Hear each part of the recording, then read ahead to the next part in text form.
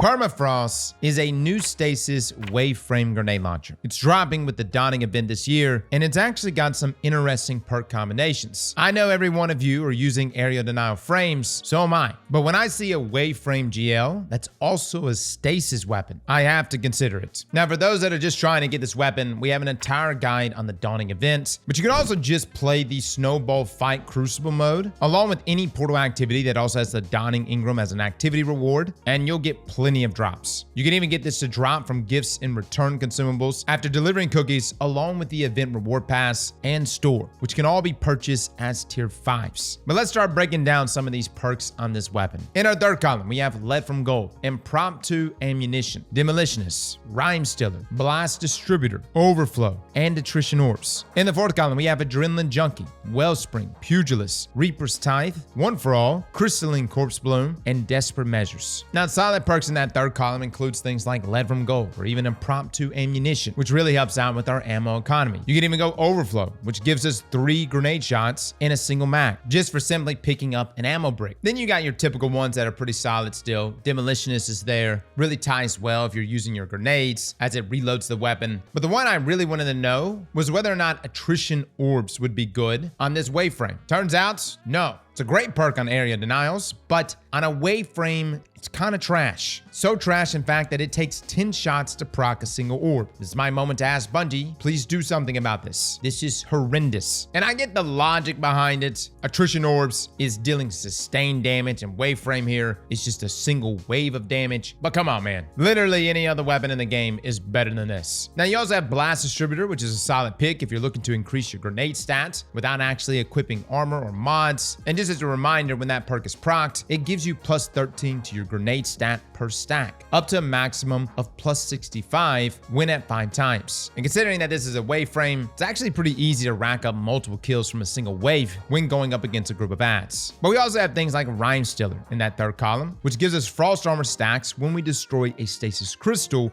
or we kill a frozen target. And you can get up to 2 stacks of frost armor with the enhanced version. And it pairs very nicely with a particular trait in that fourth column, that being Crystalline Corpsebloom. Now, this perk states that rapid final blows spawns a stasis crystal near the victim's location. Now, the interesting thing with this perk is that the kills don't actually need to be rapid. You just need to get a kill after a kill to activate the procced perk. You can see it right here. We get a kill, then we have a buff timer that pops up on the screen for 4 seconds, and then any kill from the GL during this buff timer is going to proc a stasis seeker that will spawn in and then create a medium stasis crystal or a large stasis crystal if you have the enhanced version of the perk. Along with this, any kill when procced is going to refresh that timer. Now, you also notice that the seekers themselves don't really seek enemies. They just kind of track for a bit and then spawn in a stasis crystal. Very similar to Graviton Spike, as that hand cannon creates crystals, but they don't track directly to a target. Now, I'm sure some of you are like, but Cross, why not just use Headstone?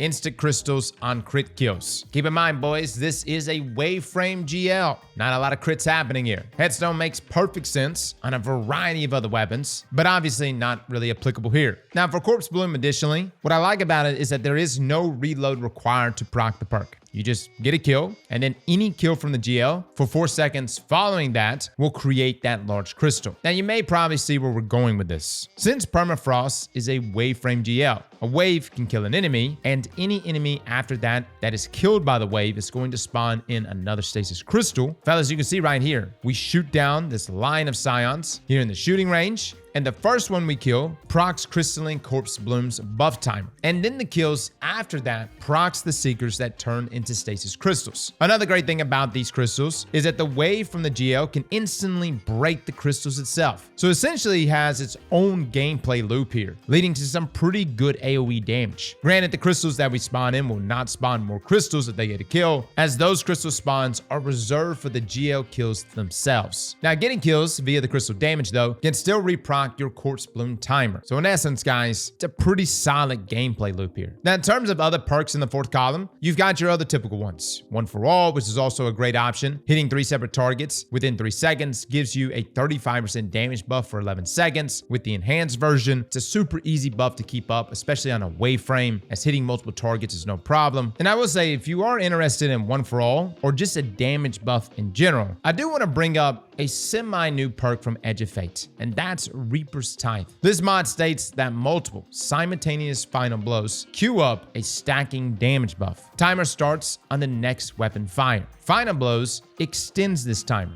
Now, how this works is that upon getting a multi-kill, you'll be granted a specific stack of Reaper's Tithe. For a double kill, that's 2 times. A triple kill grants 3 times, and a quad kill grants 4 times. Now, for each of these stacks, you're granted a damage buff. So for instance, 2 times is a 20% buff, 3 times is a 30% buff, and 4 times is a 40% buff. Now, once you get the multi-kill, you'll see on the screen above your super bar that Reaper's Tithe is ready, along with the stack counts, which will grant you a different percentage of the buff. As an example here, you can see that I get 2 kills with a single wave, and then you probably notice that the Reaper's Tithe ready times 2 is above our super bar. The great thing about this proc is that yes, we do have to get the multi-kill to receive the buff, but we can actually hold onto it until we next fire. You can stow the weapon as well without losing the buff, and it's once you take your next shot that the buff will then be activated, and your timer will start to count down from 17 seconds with the enhanced version. And then any amount of kills from the GL is going to refresh that buff timer. So let's say you do get a ×4 buff for that 40% damage buff. All you need to do is get 1 kill, and then that buff will refresh. Now, it's also worth noting that during this time, you cannot upgrade the buff. For example,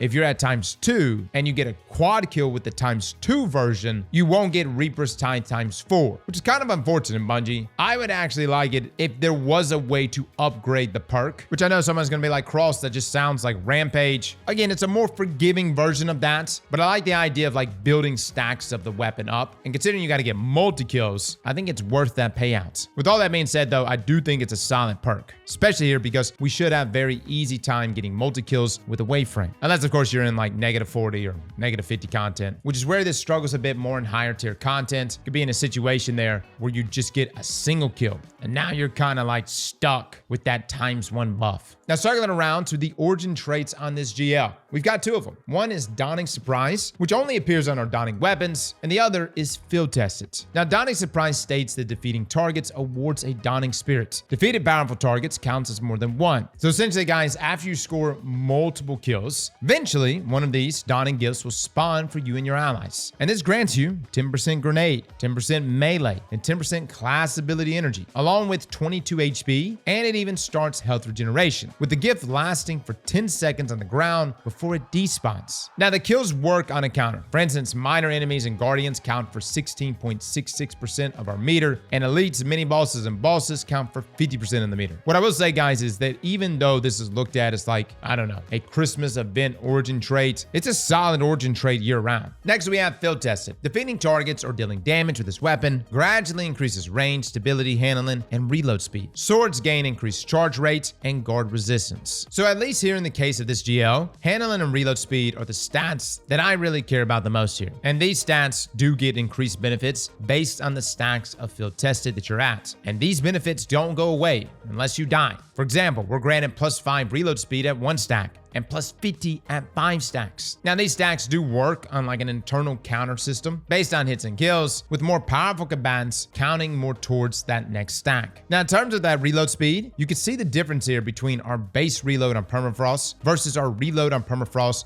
with Field Test ×5. Now, if we're going to talk about any weapon in this current environment, well, we got to talk about Volatile Mods synergy. The one I would recommend the most on this weapon is most definitely Killshot. This mod states that reloading after a final blow loads a high-powered round, causing the next hit to cause additional splash damage, strong against barrier champions. Now, for those that are not familiar with what Volatile Mods are, they are seasonal, temporary mods that are normally more potent in a lot of ways, but they're temporary. And in the past, they have been very strong. We've done an entire breakdown, though, on the volatile mods that launch with Renegades, how to farm them, what to look out for. But Killshot is definitely one I would recommend for Permafrost. Basically, how this works is that when you get a kill and you reload, you're going to have a Killshot ready for your next shot, which will have the ability to instantly break shields. along with dealing an extra 250 damage. Now, let me just say, kill shot works phenomenally well on weapons that you have to reload. For instance, bows and GLs are arguably some of the best weapons for this mod. And with Permafrost easily getting kills, this leads to almost 100% uptime of kill shot if you're slaying out. Now, one thing that I will note about kill shots on wave frame grenade launchers is that the wave itself will not proc the kill shots. It's the impact of the projectile itself that deals the extra damage and breaks shields. Most of the time, you can get this to proc just by aiming at the enemy's feet, which will proc both the kill shot and your regular wave damage. But if you want, you can just also directly shoot an enemy with kill shot